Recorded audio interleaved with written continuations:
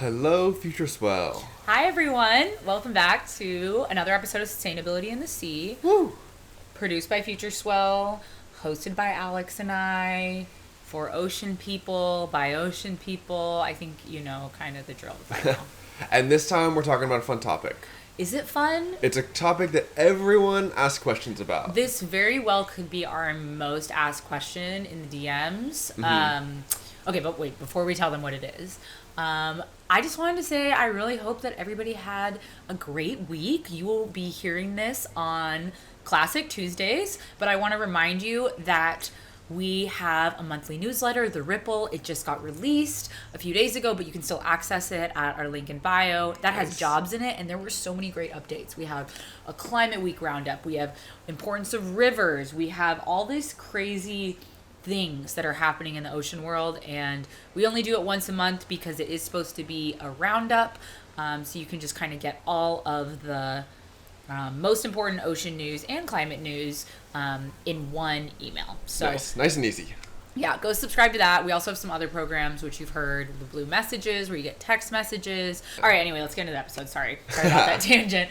All right, we're talking about if it is financially sustainable to be a marine biologist. Yes, can you make money? The audacity of people being like, how much money do you make in my comments? And I'm like, I'm totally, as an individual, I'm very much like transparent about it. I'm not going to put it in the comments. So we just decided to dedicate an entire episode. And it's such a range, too, from, like, what we make, what you make, versus what I make, versus what some of our friends make and colleagues make. It's like, you can't really say, as a marine biologist, you're going to make this. Yeah. Okay, anyway, let's get into it. Welcome back to Sustainability in the Sea.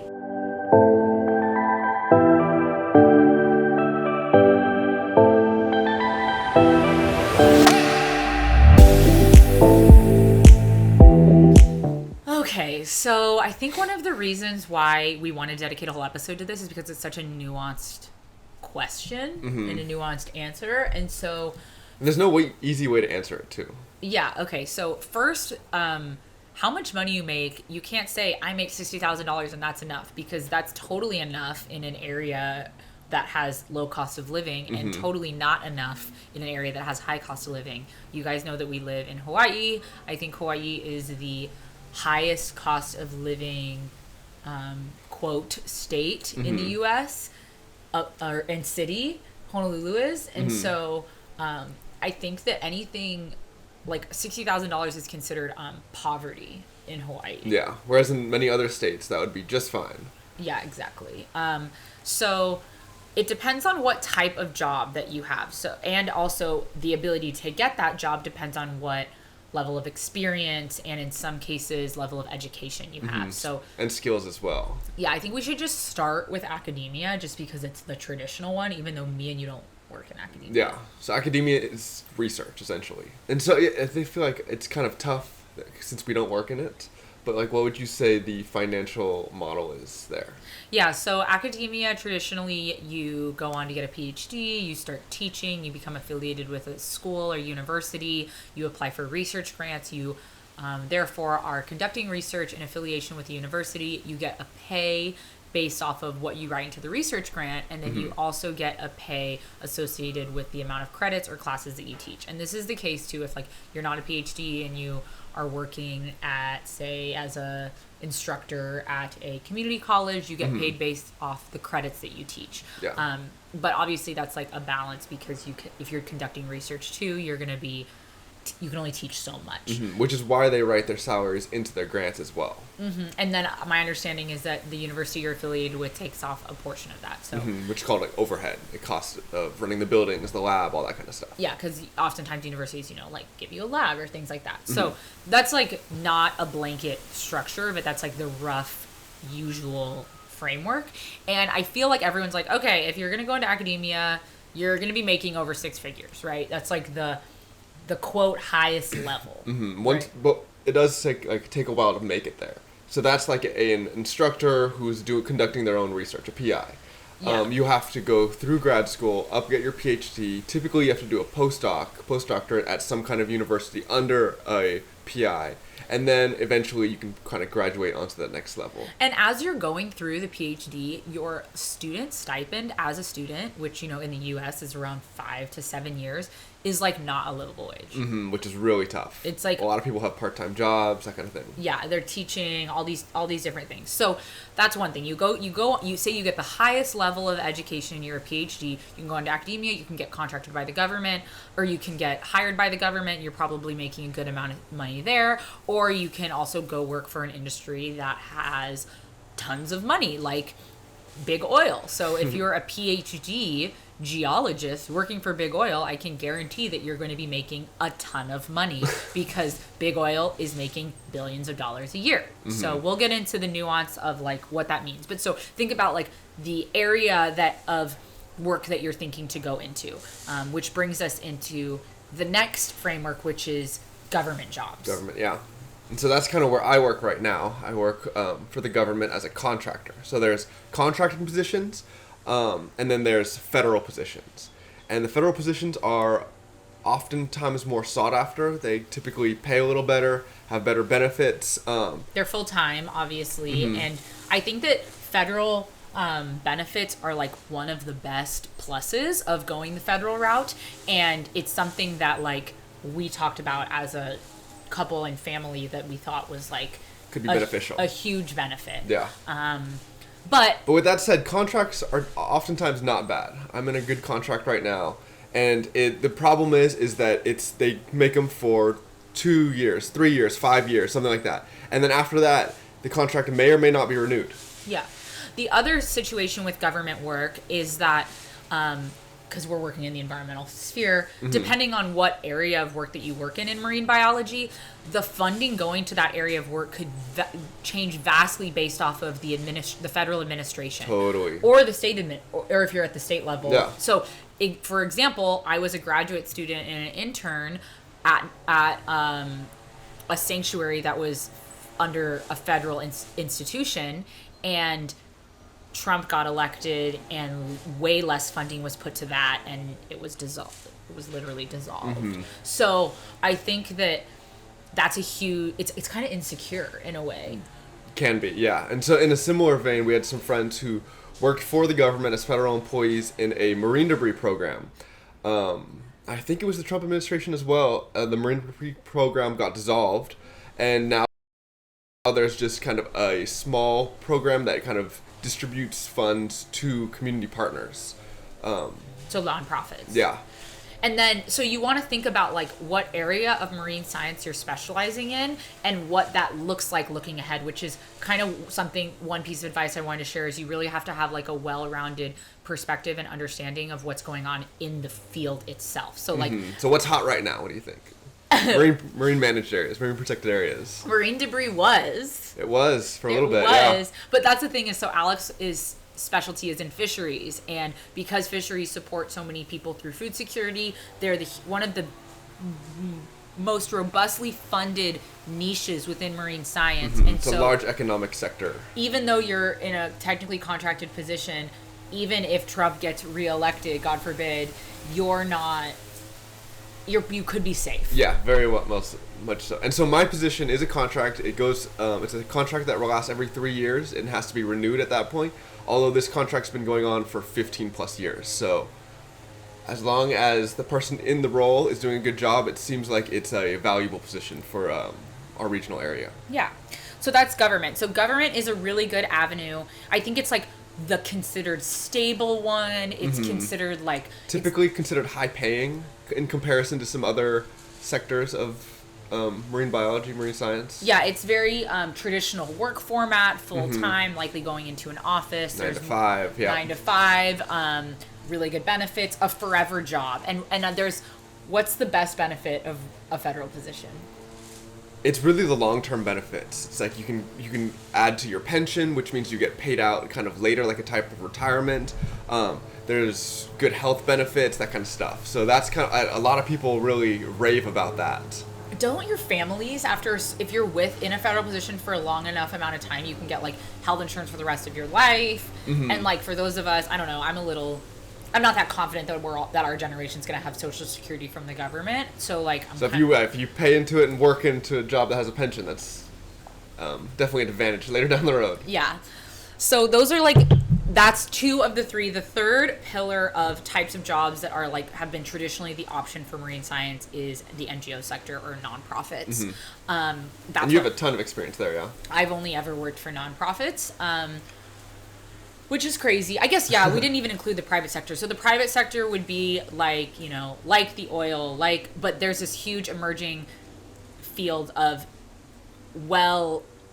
mission driven and really helpful private sector jobs that are coming out in marine science, which we'll talk about in a minute. But so nonprofits are, they are providing a service through their mission to the public, and therefore they don't have to pay taxes if they're 501c3. And nonprofits are really mission driven, and I don't think I made an intentional decision to go to the nonprofit space. It just I don't know. They seem like it's oftentimes more readily available to people to get those positions. Yeah, there's a lot of avenues for like becoming a volunteer and intern and then staying involved and then getting a position, and they're really good stepping stones. How's the finances with nonprofits? Because I know it could vary widely. Yeah, oh, you're right, it does vary. So rough. But I do want to say that that's not always the case. I've only ever worked for small nonprofits with bootstrap budgets, and so because of that, and I think I've talked about this a lot on this show, but like I was with a nonprofit for many years before starting FutureSwell with Alex, and it was horrendous pay, and it was very tough to live on. Impossible to live on. We had 1 million roommates, and we're paying. It was like a very unique circumstance of how we actually made it work. But I thought that pay was what all nonprofits were offering, and then I realized as I grew in the position that actually it was horrendous on the spectrum of poor pay in nonprofits, if that makes sense. So like we were all being paid the lowest of the lowest salary, and that's tough. And as someone who works in grants and knew the budget and profits, like, you know, that was an exploitative model. And so now I work for a nonprofit that definitely pays a living wage and that I completely align with. And part of that is also because the nonprofit that I work for now is in one of the well-funded hot topics, which I think you called this a few years ago, is restoration. Restoration is all types of restoration too. So coral restoration, mangrove, wetlands. Yeah, all these different types of restoration approaches is a huge federal priority right now. And we're as well as in an environmental administration, and so there's a lot of funding coming from a lot of different avenues. And saving the planet is now a necessity and not a trend. But so then the last sector for nonprofits is you can push the avenue towards the large international nonprofits. And I think if I could go back to 22-year-old Carissa, I think I would tell her to do this, because large international nonprofits have been around forever. They have figured out the funding model. They're getting federal grants, but they also have philanthropy money. They've had networks. They've been doing this for so long. The relationships are there, and the work they're doing is global. And that is a way to travel for work if that's important to you. Work at this like holistic bird's eye view approach to ocean conservation and marine science. And they often have a lot of positions that are not just research focused. There's outreach, there's grants, there's coordinations, there's policy. And you learn how to work in the larger system, in a huge system. You're working with like 50, 60, 100 people on things with many different organizations. You learn what cross-sector collaboration looks like. And I think that there's a lot of value in going that route, even like for the 5-10 years, and you can grow. There's so much room for growth. With the small nonprofit that I was with before I started FutureSwell, I was like, there is no room for growth for me here. Like I see it. I see the entire framework. So those are the three traditional. Is there anything else you wanted to add? Let's real quick talk numbers vaguely, because I feel like that's pretty important. So I feel like with some of these lower paying positions, you could be paid anywhere from what I've seen around $15 an hour. So whatever that comes out to be. With some of these better positions, you could be making over $100,000 a year.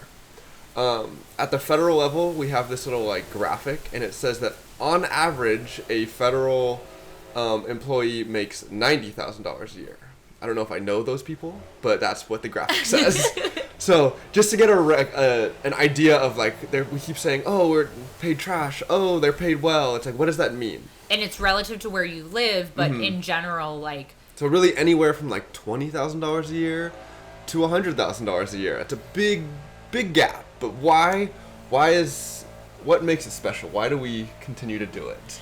Right, and I think that that's a huge piece of this that I try to share a little bit when I'm replying to you guys, but at the end of the day, like, do you want a career that is helping the world? You can help the world in a lot of different ways, or helping the environment, but helping in a way that you're passionate about. Yeah, and do you want a career that is partially outside, spending time outside? Are you in nature or working with people? Are you helping build the next generation of change makers and environmentalists? And there's these like intrinsic value of working in marine science that simply you can't put a number on. Yeah, and agreed.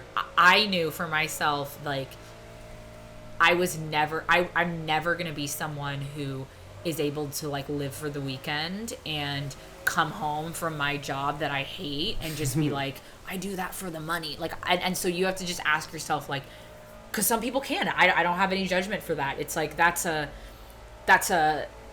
framework for work. So do you want work to be something that you do as a means to an end, and end being like your free time, or do you want it to also be the end? And I just think like I spend a third of my life sleeping, a third of my life playing, and a third of my life working, and I want to make sure that a third of my life is aligned with my values as how I want to like give in the world. And you enjoy it too, so. Yeah, and also what isn't enjoying a job, because I think that, I don't want to tell you guys like everything's perfect all the time. That's just simply not the case. But a lot of it has to do with your mindset and your outlook. And are you a positive person? Because positive people can see the good in anything and in any framework. And some people would be like, I would never be moving like 1,000 pounds of nets and physical debris, but you guys know our best friend Lauren does that, who has been on this show and loves it. So it's like, you have to just know yourself, know what type of person you want or you are, and what kind of job would best suit that and fulfill you. Totally. What about you? In what aspects? Like, why would you stay in this field? I want to also provide a caveat, and sorry for the background noise, guys, but I want to provide a caveat that like most people we went to school with have left the field. A lot of people. Everyone I know from undergrad has either left the field, moved more into climate, or has a government job. And then from grad school, it's like half and half, which is just kind of, I think, how it goes. But yeah, it's just the nature of it. But yeah, the reason I love this field and want to stay in it is just the connection with nature. Like, for my job, I work with fisheries, and so I get to go out either on the water to the fishing spots weekly. Yeah, you work outside a lot. And so I love that about my job. Like, if I were stuck in a computer all day, I don't know how I would do. And there are a lot of marine science jobs that do that, but like you were saying, you just have to know yourself. Yeah. Whereas me, I was like, I can totally do computer work because I want flexibility in remote work to be able to travel. And so I invested in the skill set of grant writing and development because I know that can be done from anywhere. Yeah, I think there's just a lot of, when people are like, I get a lot of comments like, my dad or my grandma says I can never do this, and it's like, you can do it. And will you be happy doing? Can we just give like 1 or 2 minutes to your experience with engineering?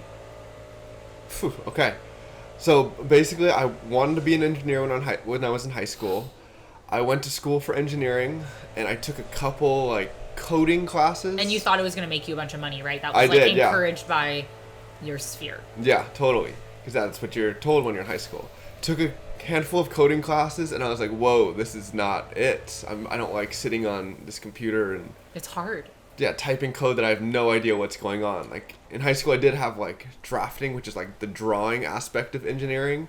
I had that kind of experience, but then when I realized like what modern engineering was, I was like, no way. So I switched to marine biology in undergrad and just loved it instantly. I got into scuba diving then. I loved my classes, learning about fish, marine mammals, all the fun stuff out there, and here I am today. Yeah, and I think that, there's a lot of people we know who are engineers and absolutely love it, but you just need to try things out and change and pivot and know yourself. So, all right, so the next thing we want to talk about is you always hear us say, like, there's never been more money coming to marine science and conservation. There's never been more money going to climate, and there's this huge emerging field of opportunity when it comes to you guys. And like for example, we're working in climate work, and we have never taken a climate class. Like the field is changing so rapidly that you're like, there wasn't even that major as an option when I was there. So you just got to stay on top of whatever's relevant. It's important. So one area that is growing rapidly that has a lot of funding is like private sector. And I think we talked about restoration, like private sector restoration. So there's this incredible organization. They're not an organization. They're a company. They're a company called Symbrosia. They are growing kelp in Kona, Big Island, Hawaii, and they were a startup, but they've scaled rapidly because they are incorporating seaweed into food for livestock to reduce methane emissions. So that's as a job, you're growing seaweed, you're working in the ocean, you're diving. As a company, you're supporting a reduction in emissions and helping the climate crisis. And from a level of like the large industry, there's so much money going to that because the animal agriculture industry accounts for so much emissions in the climate crisis, and we're obviously trying to stop that. So that's slow going. That's an example of private sector work that's being funded. What else would be? What about like science communication? Yeah, so science communication and storytelling is also a huge emerging field, and I think that can be like a lot of, obviously Hannah, our marketing manager, she's was looking at jobs where it's like you go and work for an organization, but you're the marketing person. Like I have never seen more jobs in science communication, social media management, like your marketing degree, advertising degree, whatever, can directly apply to the ocean. Totally. Although I would say, there's probably an emerging need for like the marketing major with the marine science minor. Yeah, if you can combine them, that would be great, just because you have that background. It's important to have the larger understanding of how things work, of the messaging. And so, and advertising, we know that's a really well-sustaining field as far as financially. Yeah. And then it's like, okay, well, are you going to be advertising for NOAA, or are you going to advertise for a nonprofit or whatever? So, yeah, I feel like science communication, and then storytelling, which would be like video, photography, like can you run websites, like all that stuff. Yeah, there's a lot of different skills that would be valuable that I'm sure a lot of you already have. So the other thing I wanted to talk about is just like that this isn't I chose my career and this is what I'm doing now for the rest of my life. Is the way the era of work has changed from our parents and previous generations. Like there was a lot of like, back then, like you get hired, you move up the ladder, you increase in pay, you work really hard for that raise and for that promotion, and you stay with this company for the rest of your life. That's like not happening at all. I mean, I think it happens in the government sector now still, but yeah, but less so. I feel like I think just times are changing. Yeah, times are changing. You move where you're feeling valued. You let things go when you're not being valued. You take opportunities that come to you. And there shouldn't be fear around that. Like you should know that your career is going to be fine if you leave a position that feels unaligned to you.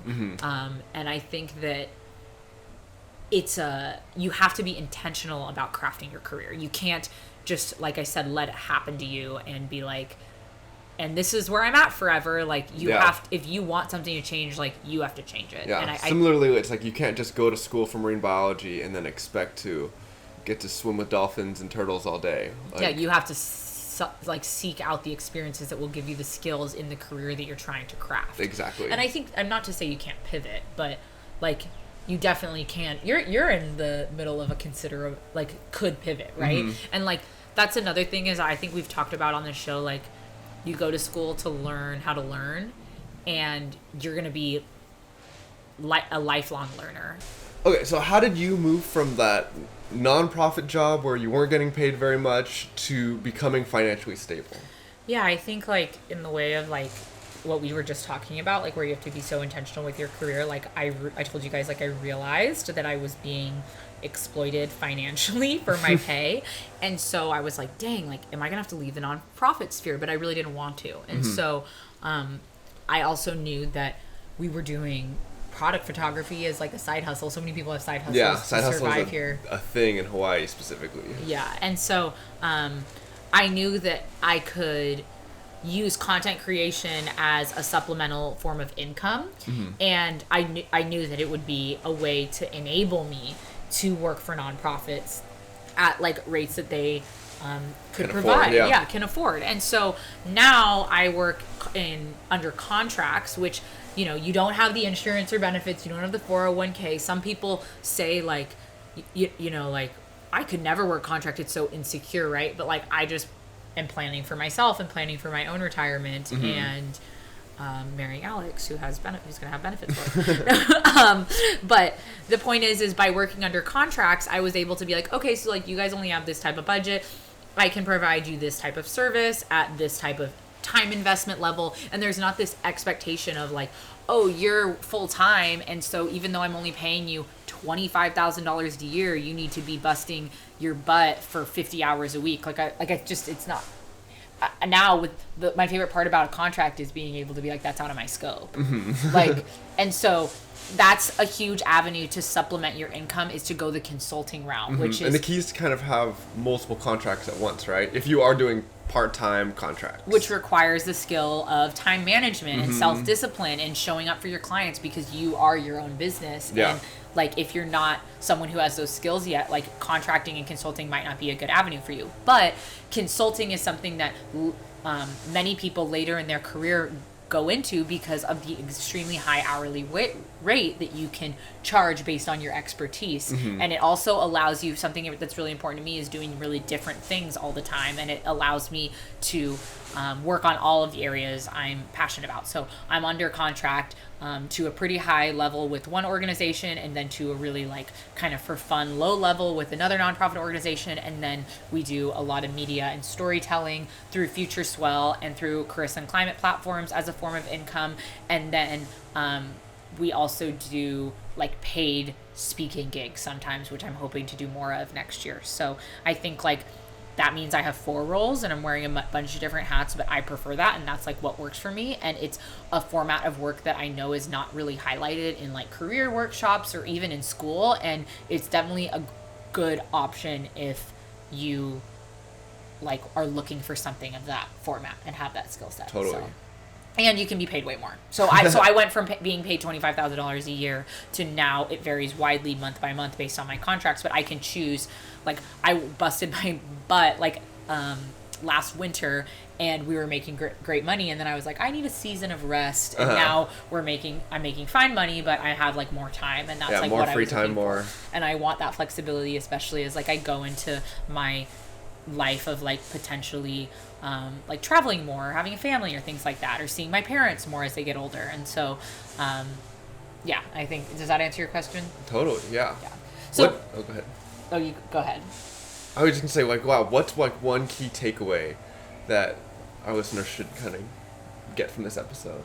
My key takeaway is like, yeah, you're not gonna make as much money as a big oil executive, but like also there is so much money and opportunity in this field, and it's only growing. And I think that all of you guys who might be entering the field in a couple years, like, are in a way better position to get opportunities that are aligned with what you want to do than we were, because of the way that it's growing and scaling. And I think that creativity is being valued finally in marine science, and I think you can, of course, make a living in a livable wage in this field with this degree, and you just need to be intentional and cultivate your career. What do you think? I agree. Now is the time to kind of do what you want to do, and like you're saying, cultivate.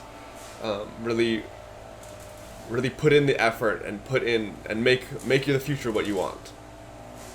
Yeah, I also think there's something to be said of like mistakes are meant to be made when you're young and in your 20s, and like you can be like, I tried this and it didn't work. Like I know people who were like, I was a scuba instructor for years and now I'm going back to school because I want to get into academia, and it's like you can try things and have them not be a good fit for you, and then or like learn how the field is structured, because you only really truly learn by doing, and be like, wow, there's like no opportunity for growth here and the pay's not great, I'm gonna pivot completely. And like I think you definitely can make it work, and it's worth it to have a purpose-driven career, and you don't have to I don't want to live in a world where you have to give up what you love for money. You know. Agreed. So the and mindset. Yeah, you can do both. You can do both. So let us know if you have any other questions. I love hearing from you guys, and we obviously have a little Q&A segment that we've incorporated into episodes. So drop us one in our direct messages, email us, or you can put it directly here on the poll right below. So always love talking to you. See you next time. Bye.